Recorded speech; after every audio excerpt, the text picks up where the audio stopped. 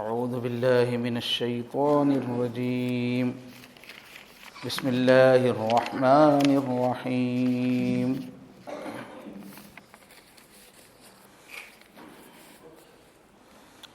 ان لک فی النہار سبحا طویلا واذکر اسم ربک وتبتل الیہ تبتیلا رب المشرق والمغرب لا الہ الا هو فاتخذہ وکیلا۔ صدق اللہ العظیم۔ شروع کرتا ہوں اللہ کے نام سے جو بڑے مہربان ہے اور نہایت رحم والے ہیں۔ بے شک آپ کو دن میں لمبی مشغولیتیں ہیں اور اپنے رب کے نام کا ذکر کیجئے اور سب سے کٹ کے اس کے ہو جائیے۔ پالنے والا ہے وہ مشرق کا اور مغرب کا، کوئی معبود نہیں ہے مگر بس وہی، اس لیے اسی کو اپنے سب کام سپرد کر دیجئے، اسی کو اپنا وکیل بنا لیجئے۔ تو یہ جو ہے آیت نمبر 7 سے 9 تک ہے۔ تو یہ وذکر اور ذکر کیجیے اپنے رب کا نام۔ تہجد کی ایک حکمت یہ بتائی گئی کہ دن میں آپ کو بہت مشغولیت ہے، اس لیے رات کے وقت میں یکسوئی سے عبادت کیجیے، قرآن کے اندر ڈوب جائیے۔ اس کے بعد آگے فرمایا اپنے رب کے نام کا ذکر کیجیے۔ تو یہ قم اللیل پہ عطف ہے، اوپر حکم دیا گیا تھا رات میں کھڑے ہو جائیے عبادت کے لیے، اب یہاں پر اور اس کے بعد اور ایک کام بتایا جا رہا ہے کہ اپنے رب کا نام کا ذکر کیجیے۔ تو اس سے پہلے دن کی مشغولیت کا ذکر ہے، تو معلوم ہوا کہ یہ جو ذکر کے لیے کہا جا رہا ہے یہ دن کی مشغولیات میں بھی ذکر کے لیے کہا جا رہا ہے۔ رات کی بات تو ہو گئی، شروع میں دن کی مشغولیات کا تذکرہ کر کے پھر وذکر کہہ رہے ہیں، تو دن کی مشغولیات میں بھی پھر ذکر ہونا چاہیے۔ تو یہ ہے جو اور ساری احادیث سے، قرآن کی تعلیمات سے معلوم ہوتا ہے کہ مومن کو ہر وقت ہی اللہ کے دھیان میں رہنا، دست بکار دل بیار، ہاتھ سے تو ہم کام کر رہے ہوں لیکن دل ہمارا اللہ کی یاد سے کسی بھی لمحہ غافل نہ ہو، کسی نہ کسی شکل میں ذکر ہونا چاہیے، یا تو زبان سے کیجئے، یا جو بھی آپ کام کر رہے ہیں اس کو اللہ کے لیے کر رہے ہیں تو وہ بھی ذکر ہو جائے گا۔ کھانا کھا رہے ہیں اللہ کے لیے، کما رہے ہیں، کمپیوٹر پہ بیٹھ کے ورک کر رہے ہیں، شروع میں نیت کر لی اللہ کے لیے کما رہا ہوں، وہ بھی ذکر ہو جائے گا۔ تو کسی وقت غافل نہیں رہنا، یا تو زبان سے ذکر کیجئے، جو کام کر رہے ہیں اسی کو ذکر بنا لیجئے، اور جو جسم کے سارے اعضاء ہے اس سے کچھ نہ کچھ کام کرتے رہتے ہیں، اس میں اللہ کا دھیان رکھیں تو وہ کام بھی ذکر ہو جائے گا۔ تو حضرت عائشہ رضی اللہ تعالیٰ عنہ سے روایت ہے کانا یذکر اللہ علی کل حین، کہ اللہ کے رسول صلی اللہ علیہ وسلم ہر پل اللہ کے ذکر میں رہتے تھے۔ تو دوام ذکر کا حکم ہے، ہر وقت اللہ کی یاد میں رہنا، کوئی لمحہ بھی اللہ سے غافل نہیں ہونا۔ یہ تھوڑی سی مشق سے یہ کیفیت ہو جاتی ہے۔ اس کے بعد آگے فرمایا وَتَبَتَّلْ إِلَيْهِ تَبْتِيلًا، سب سے کٹ کر اللہ کے ہو جائیے۔ تو ایک تو سادہ مفہوم تو یہ ہے کہ شرک مت کیجیے، کسی بھی چیز کو شریک مت کیجیے، اور دوسرا یہ کہ تمام مخلوقات سے اپنے آپ کو فارغ کر کے سب سے دل ہٹا کر اللہ میں دل لگائیے، خالص عبادت مراد ہے، اور اپنے اعمال پر بھی نظر اور بھروسہ نہ ہو۔ سب سے کٹنے میں یہ ہے کہ ہم جو کچھ بھی کام کر رہے ہوں کریں لیکن بھروسہ اللہ پر ہو، اور مخلوقات سے بھی نفع اور نقصان جو ہوتا ہے اس سے بھی ذہن خالی کر لیجیے۔ مخلوقات سے نہ نفع ہوتا ہے نہ نقصان ہوتا ہے، اللہ ہی نفع دینے والے ہیں، اللہ ہی نقصان دینے والے ہیں۔ مخلوقات کا استعمال ہوگا لیکن اصل کرنے والی ذات اللہ ہی ہے۔ تو دل میں نہ اپنے اوپر بھروسہ، نہ باقی مخلوقات پہ بھروسہ، نہ مخلوقات سے ڈر، تبتل پوروں سے کٹ جانا۔ ابن زید کہتے ہیں کہ دنیا کو بھی چھوڑ دیجئے، دنیا میں جو کچھ ہے اس کو بھی چھوڑ دیجئے، اور جو چیز اللہ کے ہاتھ میں ہے، اللہ کے پاس ہے، اس پر توجہ رکھیے۔ تو چھوڑ دیجئے کا مطلب عملاً چھوڑنا نہیں ہے، دل سے ہٹا دینا۔ بیوی چھوڑ دے رہے، بچے چھوڑ دے رہے، گھر چھوڑ دے رہے، وہ نہیں کہہ رہے ہیں، دل میں سب سے تعلق ختم ہو جائے، دل میں صرف اللہ پر توجہ رہے۔ اللہ کے رسول نے فرمایا لا رہبانیت فی الاسلام، سب کچھ چھوڑ چھاڑ کے جنگل میں چلے جانا یہ اسلام میں نہیں ہے۔ اور قرآن مجید میں اللہ تعالیٰ نے کیا فرمایا وَرَهْبَانِيَّةً ابْتَدَعُوهَا مَا كَتَبْنَا عَلَيْهِمْ، عیسائیوں کے بارے میں فرمایا کہ ان لوگوں نے رہبانیت اختیار کی، سب دنیا چھوڑ کر جو ہے غاروں میں، کنووں میں، کہاں کہاں جا کے تپسیا کرنے لگے۔ تو یہ ان لوگوں نے خود اس کو شروع کر لیا ہے، اللہ نے ان پہ لازم نہیں کیا۔ تو ترک دنیا کا یہ مفہوم نہیں ہے اسلام میں کہ آدمی دنیا چھوڑ ہی دے، بلکہ دل وہاں سے ہٹائے، دل اللہ میں لگا رہے۔ اور رہبانیت کا معنی یہ ہے کہ لذتوں کو عبادت سمجھ کے چھوڑ دینا۔ وہ کرتے تھے وہ لوگ کہ لذتیں چھوڑتے تھے، تو لذتیں چھوڑنے کا حکم نہیں ہے۔ فرمایا کون ہے اللہ کی حلال کی ہوئی چیزوں کو حرام کرنے والا؟ کون ہے؟ قرآن۔ جو اللہ نے لذتیں دی ہیں وہ لینا ہے، اس کو چھوڑنا کوئی عبادت نہیں ہے۔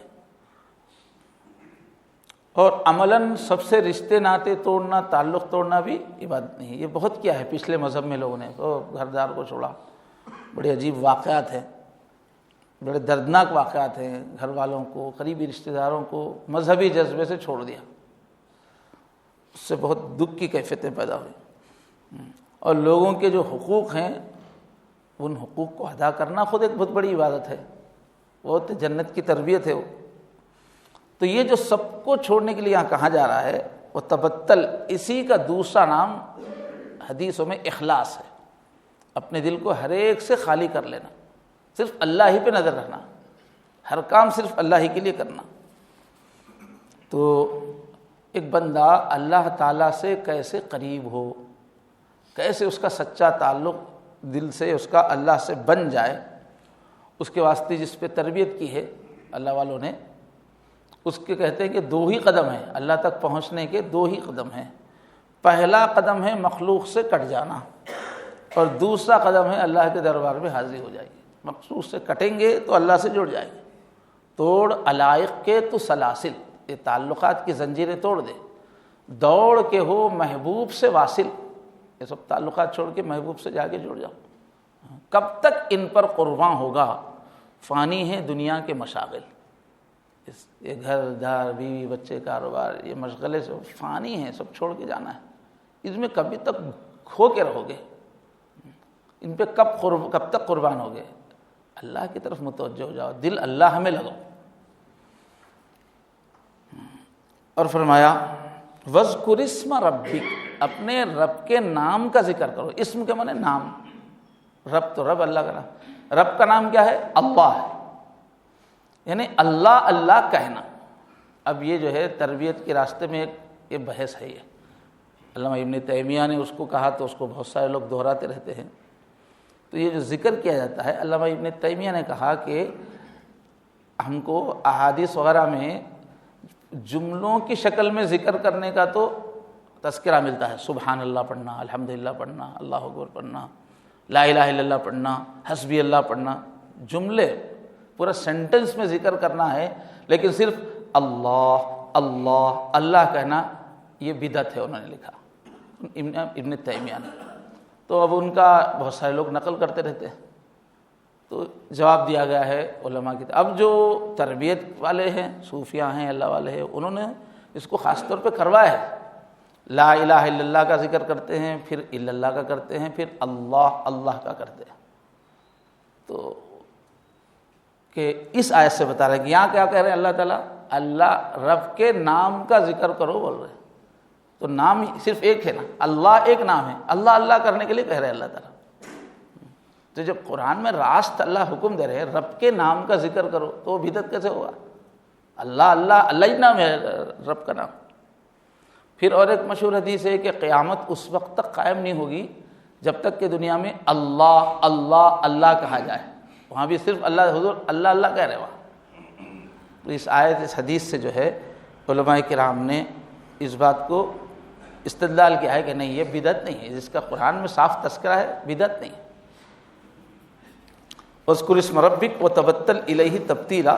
اس کے بعد فرمایا اور ایک حکم دے رہے ہیں، رب المشرق والمغرب، آسمانوں کا، زمینوں کا، مشرق کا، مغرب کا، سب کی ضروریات کا پورا کرنے والا رب اللہ ہی ہے۔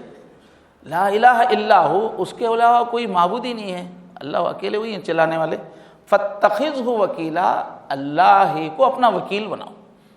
تو وکیل کے لفظی معنی ہے وہ جس کو اپنا کام سپرد کر دیں، جیسے دنیا میں بھی وکیل کو کیا کرتے ہیں، اپنا مقدمہ سونپ دیتے ہیں، تو جس کو اپنا کام سونپ دیا جائے اس کو وکیل کہتے ہیں۔ اب یہاں مفہوم اللہ حضور سے فرما رہے ہیں کہ اپنے سارے کاروبار، اپنے سارے معاملات، اپنے سارے حالات اللہ کے حوالے کر دیجئے اے نبی، اور بے فکر ہو جائیے۔ یعنی ابھی کام شروع میں ہے تو یہ سب آداب سکھا رہے ہیں۔ تو اسی کا اصطلاح میں نام ہے توکل، اللہ ہی پہ بھروسہ رکھنا۔ تو گویا یہ جو آیت 9 آیتیں ہیں تیسری وحی کی، اس میں حضور کو 5 احکام دیے گئے۔ اسی کو جو ہے تربیت کے لوگ مقامات سلوک کہتے ہیں۔ اللہ تک پہنچنا چاہ رہا ہے آدمی تو کن کن منزلوں سے گزرنا چاہتا ہے، اس میں سے 5 کا یہاں تذکرہ ہے۔ ایک تو کیا ہے، عبادت کے لیے تنہائی اختیار کیجئے کہہ رہے ہیں۔ دوسرا اس میں حکم ہے قرآن سے مشغول ہو جائیے، قرآن میں قرآن کی تلاوت کیجئے۔ تیسرا حکم دے رہے ہیں کہ دوام ذکر، اے نبی دن کے کاموں میں بھی ذکر کیجئے کہہ رہے ہیں، ہر وقت ذکر۔ اور تبتل کہہ رہے ہیں کہ ما سوا سے اعراض، اللہ سے ہٹ کے جو کچھ بھی ہے کائنات پہ ان سب کو چھوڑ دو، ان سے کٹ جاؤ۔ اور 5واں حکم دے رہے توکل، اللہ ہی پر بھروسہ رکھو۔ تو اب آخری حکم توکل کا دینے سے پہلے اللہ تعالیٰ سمجھا رہے ہیں، گویا دلیل دے رہے ہیں کیوں اللہ پہ بھروسہ کرنا ہے۔ مشرق کو پالنے والا وہی ہے، مغرب کو پالنے والا وہی ہے۔ تم لوگ تو خیر کماتے ہو صاحب، تمہاری دکان ہے، بزنس ہے، ہاتھی کماتا ہے کیا؟ چڑیا کماتی ہے کیا؟ کوئی اس کی نوکری ہے کیا؟ تو ان کو کون پال رہا ہے؟ تو بولے کہ ساری دنیا کو میں پال رہا ہوں، دکھ رہا نہیں کیا؟ ساری دنیا کو جو پال رہا ہے، ساری دنیا کی ضرورتیں جو کر رہا ہے پورا، تم کو عقل ہے، باقی مخلوقات کو عقل ہے کیا؟ تو جو سب کو پال رہا ہے اس کے حوالے اپنی ضروریات کرو۔ تو دلیل دے رہے اللہ تعالیٰ، رب المشرق والمغرب لا الہ الا ہو فاتخذہ وکیلا، اس کو اپنا وکیل بناؤ۔ تمہاری ضروریات پوری کرنے والا، ابتدا سے انتہا تک ساری ضرورتیں وہ پوری کر رہا ہے۔ بچے کو جو ہے کب چلنا سکھانا ہے، کب بولنا سکھانا ہے، اندر سے ہی وہ پاور آتا ہے۔ کس مخلوق کو کیا ضرورت ہے سب کو وہ پال رہا ہے، وہ ضرورتیں پوری کرتا ہے، تو وہی بھروسے کے قابل ہے۔ اور قرآن میں فرمایا جو اللہ پر بھروسہ رکھے وہ کبھی محروم نہیں ہوتا۔ فرمایا وَمَن يَتَوَکَّلْ عَلَى اللَّهِ فَهُوَ حَسْبُهُ، جو اللہ پہ بھروسہ کرتا ہے اللہ اس کے لیے کافی ہے۔ ایک جگہ اللہ فرماتے ہیں الیس اللہ بکافٍ عبدہ، کیا اتنا بڑا اللہ بندے کے لیے کافی نہیں ہے کیا؟ الیس اللہ بکافٍ عبدہ۔